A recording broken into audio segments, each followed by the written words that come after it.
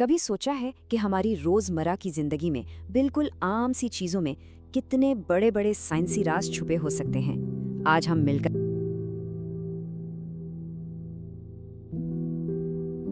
پردہ اٹھائیں گے انہی حیران کن سائنسی حقائق سے جو ہر وقت ہماری آنکھوں کے سامنے ہوتے ہیں لیکن ہم ان پر غور ہی نہیں کرتے۔ تو سمندر کا نمکین پانی، درختوں سے گرتے پتے، اور ہاں وہ جمائی جو ایک کو دیکھ کر دوسرے کو بھی آ جاتی ہے، بھلا ان میں کیا تعلق ہو سکتا ہے؟ لگتا تو نہیں کہ کوئی تعلق ہوگا، ہے نا؟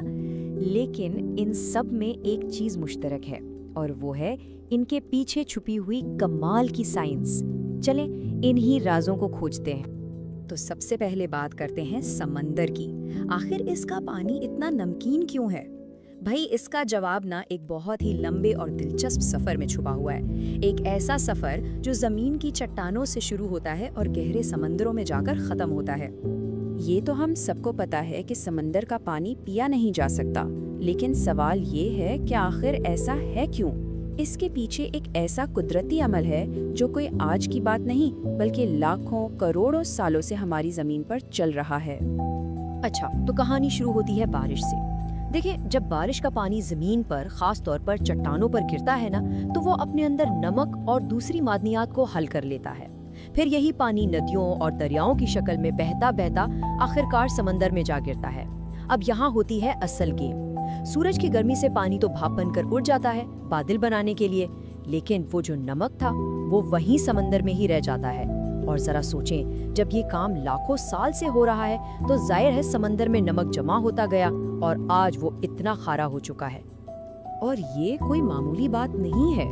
ہماری زمین پر جتنا بھی پانی ہے نا، اس میں سے 96%، جی ہاں 96% پانی انہی نمکین سمندروں میں ہے۔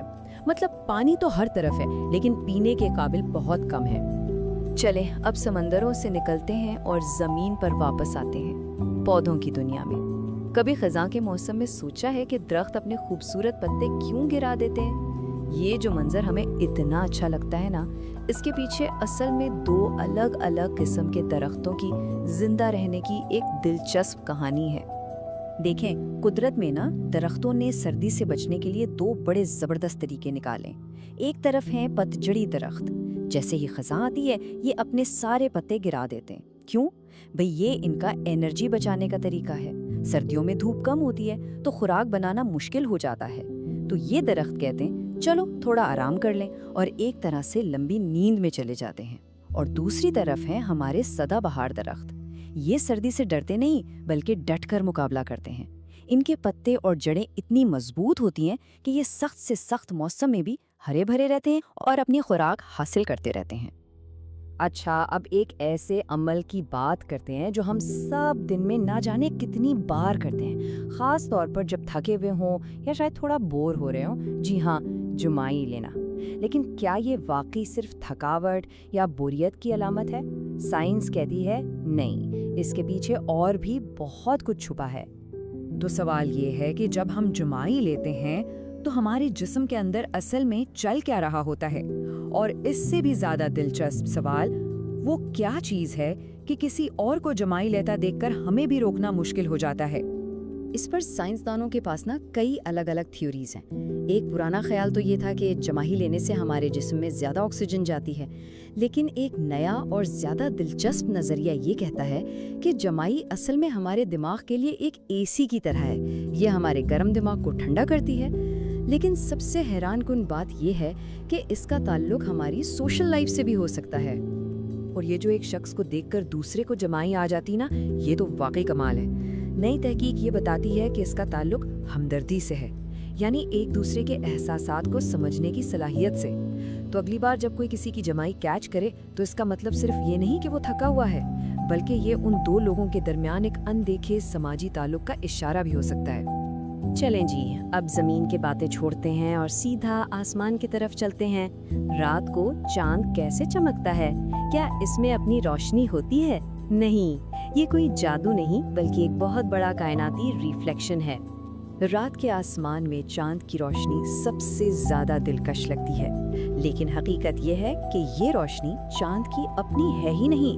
چاند تو اصل میں ایک بہت بڑے کائناتی آئینے کی طرح ہے۔ इसका काम सिर्फ सूरज की रोशनी को हमारी जमीन की तरफ मोड़ना है। इसको समझने की एक बहुत आसान मिसाल है। फर्ज करें कि सूरज एक बहुत ही पावरफुल टॉर्च है, चांद एक आईना है और हम सब जमीन पर खड़े हैं। अब जब टॉर्च की रोशनी आईने पर पड़कर हमारी आंखों में आएगी तो हमें आईना चमकता हुआ नजर आएगा ना? बिल्कुल, यही हिसाब चांद का है, वो भी सूरज की रोशनी से ही चमकता है। लेकिन यहाँ एक और हैरानकुन बात है। चांद हमें इतना रोशन नजर आता है, लेकिन क्या पता है कि ये सूरज की पड़ने वाली रोशनी में से सिर्फ 7% को ही रिफ्लेक्ट करता है। सिर्फ 7%। बाकी 93% रोशनी तो वो अपने अंदर जज्ब कर लेता है। जरा सोचें, अगर वो सारी की सारी रोशनी हम तक भेजता तो हमारी रातें कितनी रोशन होती। और अब चलते हैं अपने आखिरी मौजू की तरफ, कुदरत के शायद सबसे खूबसूरत नज़ारों में से एक, धनक यानी रेनबो। आसमान पर रंगों का ये जादुई खेल असल में कुदरत का अपना एक प्रिज्म है। धनक को समझने के लिए सबसे पहले सूरज की रोशनी को समझना जरूरी है। ये जो रोशनी हमें सफेद नजर आती है, ये असल में सफेद है नहीं। इस एक सफेद रंग के अंदर धनक के वो सारे 7 रंग छुपे हुए हैं। तो फिर ये रंग अलग अलग कैसे नजर आते हैं?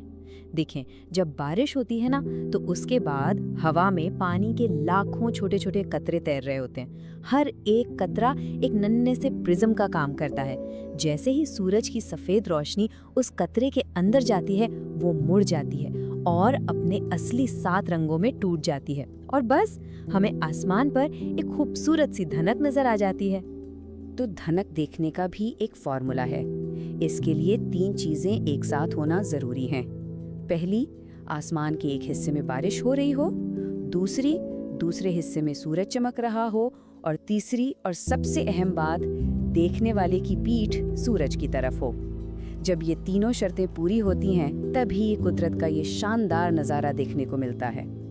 तो आज हमने देखा कि हमारी ये दुनिया बज़ाहिर आम नजर आने वाले अजूबों से भरी पड़ी है, और हर अजूबे के पीछे एक दिलचस्प साइंसी कहानी छुपी है। तो बस अगली बार जब कोई भी ऐसी आम सी चीज नजर आए, तो एक लम्हे के लिए रुक कर सोचना जरूर कि शायद इसके पीछे भी कोई बड़ा राज छुपा हो। अब सवाल ये है कि अगला कौन सा राज खोजा जाए।